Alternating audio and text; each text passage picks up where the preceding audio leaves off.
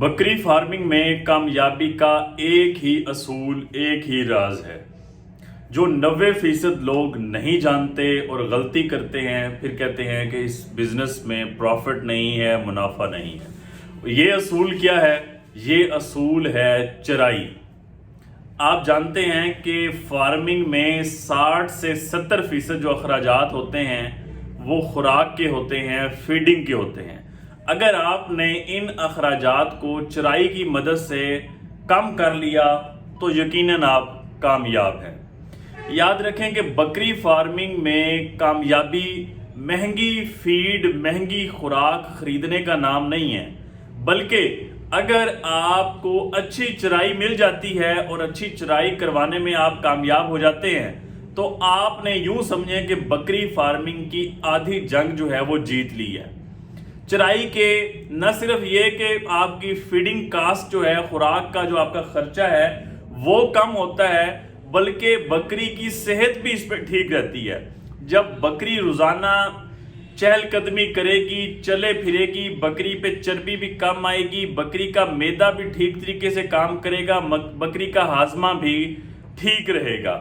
कुदरती जो है वो खुराक मिलेगी। बकरी पसंद करती है झाड़ियाँ खाना, मुख्तलिफ किस्म की जड़ी बूटियाँ खाना, मुख्तलिफ किस्म के पत्ते खाना, ये इसकी पसंद की खुराक है।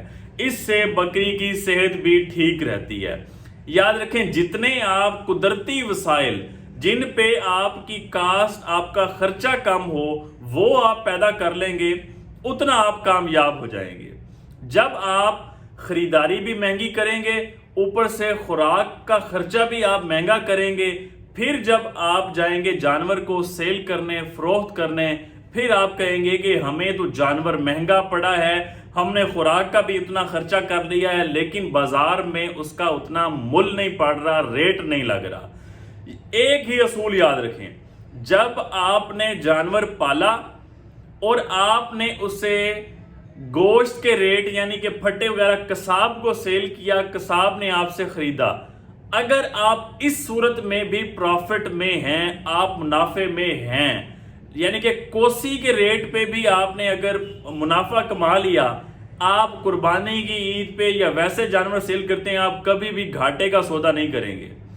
फीड कन्वर्जन रेशो जब आपने अच्छी कर ली कि सस्ती खुराक से आपने अच्छा वजन जो है वो हासिल करना शुरू कर दिया, आप हमेशा प्रॉफिट में रहेंगे। बस इसी एक असूल पे बकरी फार्मिंग चलती है।